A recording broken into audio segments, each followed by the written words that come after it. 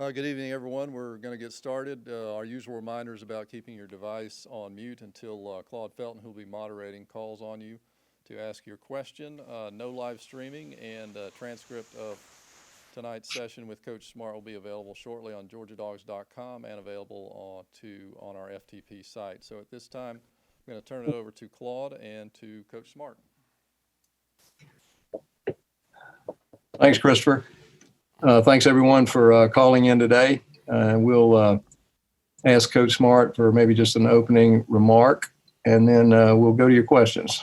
Coach? Yeah, I'd open probably first with a big thanks to Greg Garrity and the service he's provided to the University of Georgia as athletic director. He's been a tremendous support to me, to our staff, to our program. He and his wife, Cheryl, have embraced Mary Beth and our family from day one we got here. He's been very supportive. He's been awesome with the different projects we've wanted to create and do. He's been very supportive of that. He's been somebody that I can rely on to help, and I appreciate Greg's friendship, and I'm happy for the next chapter in he and Cheryl's life, and they've been wonderful to the Smarts and to the University of Georgia. So I appreciate him. That's very important to me.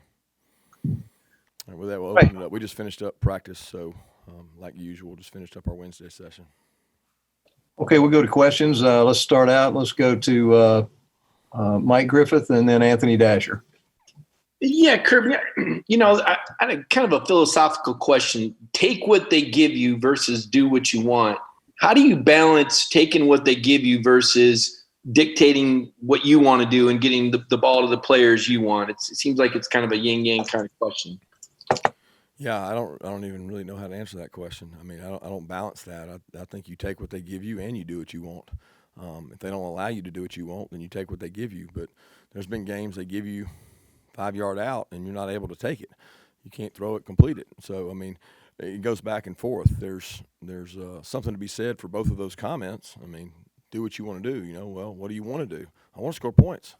Do you care how? No, I don't really care how. I mean, as long as we can run the ball, control the line of scrimmage, not turn it over, throw the ball downfield, I'm very pleased with all those things.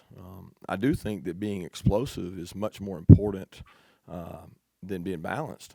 And explosive can be done a lot of different ways. I can give you an example of 5 different offenses in college football that do it different ways, and they do it and they score points. So the be-all and end-all there is, are you scoring points? Hey, Coach. Yesterday you were very complimentary of Sarah Fuller, and guys we talked to, were as well. But from strictly a football perspective, man, she's expected to kick off against you guys on Saturday. If she were to find herself in harm's way, is that a conversation you will have or will have to have with your kickoff team? Probably not typically. I mean, I've never had to have that conversation before. I'm not going to change and have the conversation now, but we don't account for the kicker in our returns. I mean, I don't think anybody in the country accounts for the kicker. I mean, you assume that if you get to the kicker, you did a pretty good job in the return game, and so we don't plan on having a conversation about it. And I mean, she plays a very physical sport, to be honest with you. I mean, I've seen some pretty brutal collisions without a helmet and without gear on. So I'm sure she can take care of herself when it comes to that. But that's not something that we've really concerned ourselves with because we don't assign anybody to the kicker. Thanks. Okay, let's go to Zach Klein and then Seth Emerson. Hey, Coach, as the most high-profile coach at the university, the relationship with you and the athletic director always so important. What are you looking for, some qualities with the next man or woman who steps into the chair of Greg in the corner office?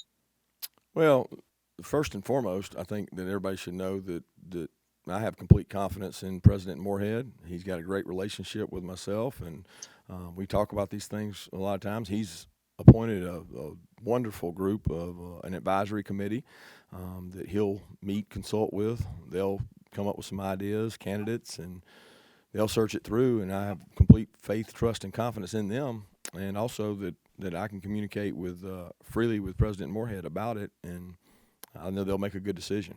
So it's not something that I concern myself with or I'm worried about right now. I'm worried about playing Vanderbilt. Kirby, early signing period's come up. It's coming up in a couple weeks. Do you feel like you guys have gotten a better feel down the stretch here for what you need to do recruiting wise in this environment, and knowing you can't have kids on campus, you couldn't do the face-to-face? Do you guys feel like you've kind of gotten in a groove and figured things out?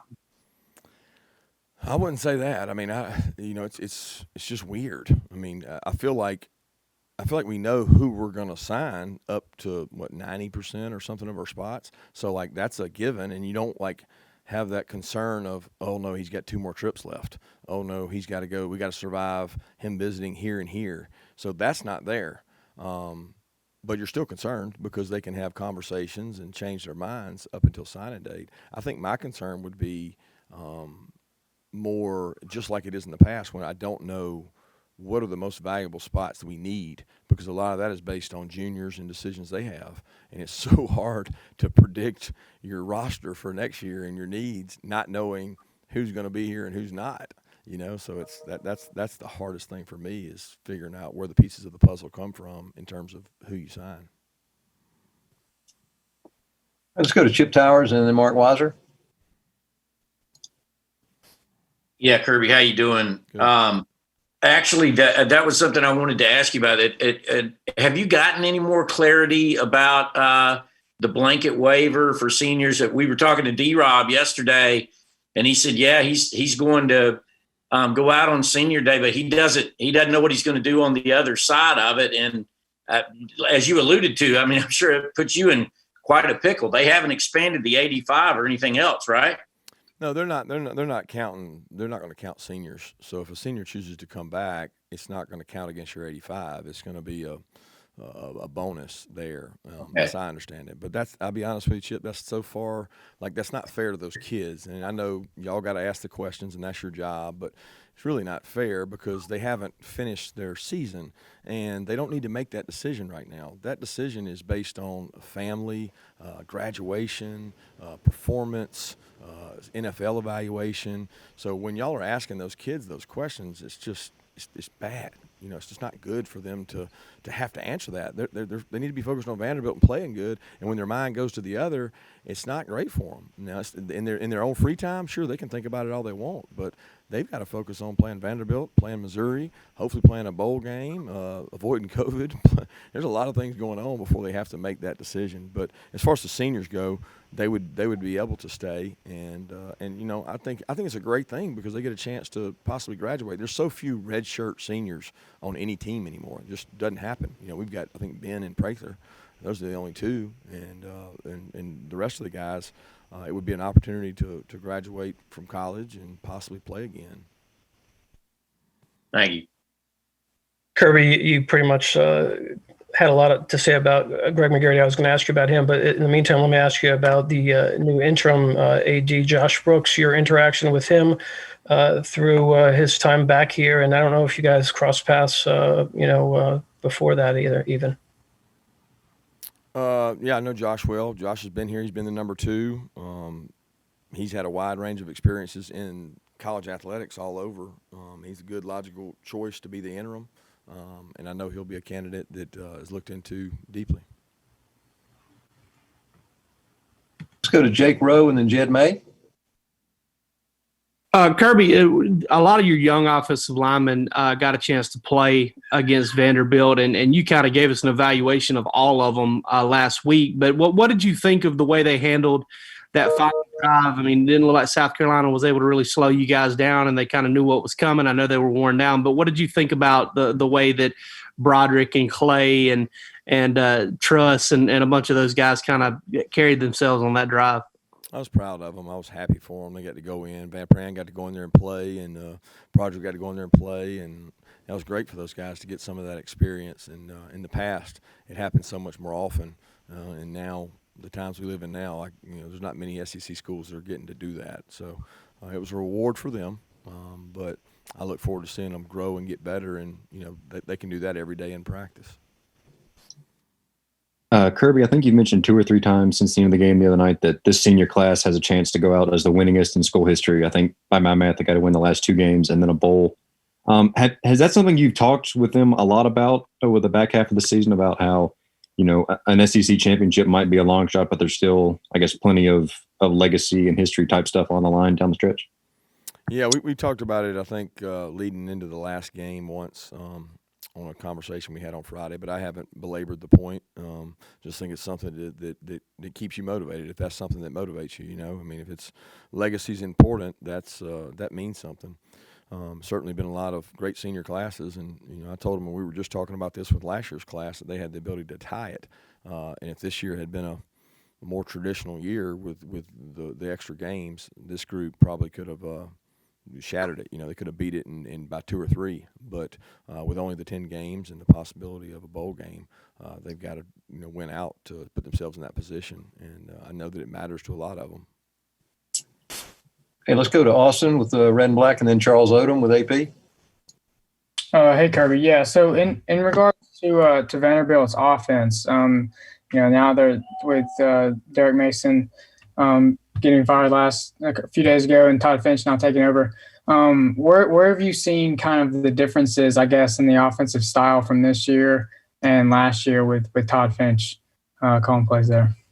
Well, he's opened things up more, and he's also he's having to deal with freshman quarterbacks, which is tough. But he's done a really good job with the 2 freshmen, and he's got them playing well.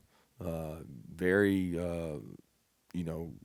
I guess, what's the right word? I mean, their scheme does enough to give their freshmen a chance to be successful. So they go tempo to ease things on him. Simplify defenses. If you go fast enough, defenses can't do a lot of things. So that simplifies it for the young quarterback. He's a great RPO thrower. They do a really good job up front of getting a hat on a hat and getting the numbers game right for them. And the quarterback's a good athlete. Both those kids are pretty good athletes, and when they're able to make plays with their feet, they can hurt people. So he does a good job changing it up, mixing it up, and he opens things up to allow his guys to make some plays. So I've been very impressed with what they've done this year. Just a quick follow on the early signing period. When you said that it's tough because you don't know who's going to be back, were you referring to those seniors that have decisions to make, or were you referring to something else? I'm referring to juniors. The seniors are going to get an opportunity to come back and would not count against your 85 is what has been suggested and what I think is going to be in play. I don't know that 100%, but that's what I've been told. So the seniors are not of concern. The juniors are always of concern, but that's no different than any year we've ever been here, that your juniors are not declaring in or out prior to your signing class being formed. And the unique thing is more and more kids are signing in December every year, and this year more than ever, because there's nothing to wait for. There's not going to be visits in January. A higher percentage of kids will sign in December. Therefore, you're filling holes that you don't know if you have yet. Thanks. Hey, let's go to Connor Riley and then Matt DeBerry. Hey, Kirby, just an injury update on Richard, Jordan Davis, and Kendall Milton, and then Arian Smith caught his first touchdown on Saturday. What have you seen from him, and what do you like about his potential? Arian's got a lot of work to do, guys. Look, y'all will be the best in the world at putting him out there because he caught a touchdown pass. But he has to grow and get better. He doesn't know our complete offense. He doesn't know our route tree. He's getting better. He doesn't know who to block on a run play. I mean, he's got to get better, and he will. He works really hard. It means so much to him. And I was so proud that he got an opportunity to jump out there and go play and make some plays because he's talented. And we want to find a way to get him on the field and get him the ball. As far as the other guys, Jordan's been able to do more and more each day. He's got the pads on out there. He's getting closer. Richard's in meetings, doing walkthroughs. He's got pads on now. He has not taken any live reps or anything, but he's getting closer. Kendall Milton's hitting high speeds, running straight ahead. He's working individual drills. He's getting in some drills and things, but he's not cleared yet, and I don't know if he'll be cleared for this weekend. I'm good, guys. Thank you. All right, we got just a few more minutes. Let's just open up for 2 or 3 more questions. Anyone? Hey, Kirby, what's the progression been for Dejon Edwards over the past couple of weeks since Milton's been injured? It's been great. I mean, it hadn't been much different than before. I would say that you got to see him the other night more, and I thought he did a really good job running it. He's a great one-cut runner. He never takes a direct hit. He's able to get yards after contact because the center of gravity is really low. But I wouldn't say he's progressed more or less because of Kendall being out. He just got more opportunity the other night with Kendall being out because he gets Dale does a good job getting those guys opportunities in practice.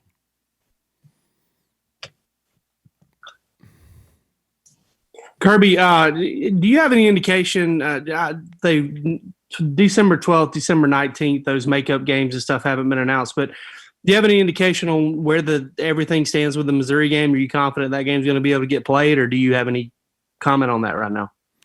Don't really know much. I mean, I certainly hope. I'm hoping for the 12th, but I think they possibly have 2 makeup games. So I don't know where it's going to end up happening. I know that we're supposed to find that out soon as these games this week get confirmed and people don't have issues. So we're hopeful to find out soon, but I don't know much.